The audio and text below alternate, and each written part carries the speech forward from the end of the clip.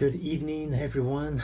I am Paul Naylor, aka the Delsol Runner, and for today's video, we are going to go over I'm going to do a race recap of the Surf City Marathon that took place February 3rd of 2019. I kind of want to give you a little walkthrough of what happened pre-race, during the race, and then after the race. And really, after the race was not really quite monumental, so there won't be a whole lot of details there, but 5 hours was my finishing time for the marathon this year.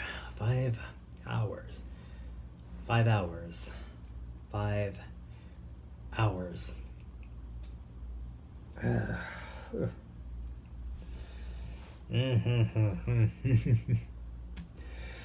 So 5 hours was the exact time I ran last year when I was at this event, the Surf City Marathon for 2018. I ran 5 hours. Now, it was very hot that day, and I weighed 50 pounds more. Like, I was tipping the scales at 200 pounds, and I ran a 5-hour marathon. You know, this year I'm 50 pounds less, and ran a 5-hour marathon. Like seriously, 5 hours, like 5 hours and a few seconds. Last year, 5 hours and a few seconds, probably like 20 seconds differentiates the two races. So this one stings a little bit. Not gonna lie, this one definitely stings. You're like definitely, the ego takes a hit for performances like this. When I look back at the end of 2018 and looking at the races that closed off the 2018 year, I had a 1:23 half marathon. Then 3 weeks later, I ran a 1:20 half marathon. I was really hoping that I was going to use that momentum to take me into the winter training cycle through the start of this year and just kind of ride that momentum. Unfortunately, today didn't happen. It just wasn't a good running day, and runners have these days where the day is just not a good running day. I mean, there's workouts that are not great, and there's races that are not great, and today was just one of those days. But I think there were a lot of things that contributed to the bad day. I mean, there was the weather was a big part, and there were a few events in the pre-race that I think kind of contributed the most to the day not starting off on the right foot. Kind of want to take you through some of those things.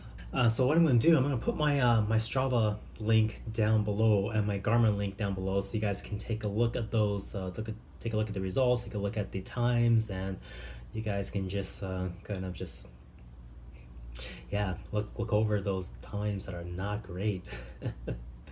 So I think the big highlight of I wouldn't say highlight, but the thing that kind of started it all, where it didn't get off on the right foot, was the pre-race, was right the day. So you guys saw a few videos earlier this week where I kind of made an idea of what I was going to take with my race belt, like how I was going to handle my nutrition, the different things I'm going to carry, the things I take, the nutrition I'm going to take before race. I prepared all that last night, so I took a while to make sure that everything was in place, make sure that everything was just the way I needed it to be. And then come race morning, I get up, I get dressed, I grab my backpack, and all that, and then I go down to the lobby, get an Uber, head over to the race. And then when I go over to the gear check, I realized that I forgot my race belt. Like, all the things, like all the preparation I did to get my race belt together, I forgot it at the hotel.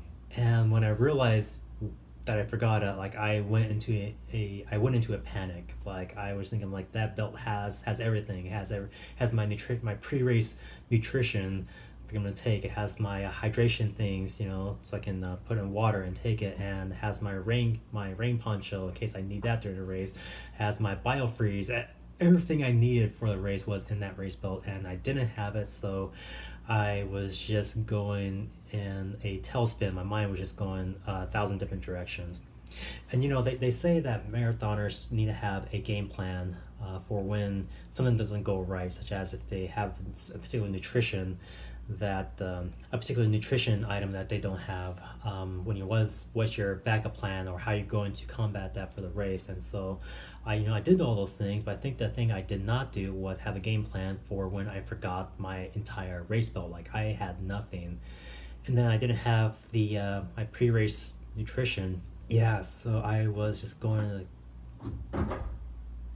I was just completely nuts. And the night before, the race starts at 6:30 in the morning. And the night before, when we had dinner, I had dinner at 6 o'clock. So all the food I had at the dinner the night before was already well into the digestive system, and so I had basically nothing in the tank when I started that race. And then also, so then I was like, okay, turn my gear, put my gear check in, take my GoPro, and then I realized that I had no batteries for my GoPro. So again, it was just a race. Everything was just kind of spiraling out of control very, very quickly. But what can you do? What can you do? But I have to pause this recap right now. I'm gonna do the recap a little bit later on this week. So I'll catch you guys on the flip side.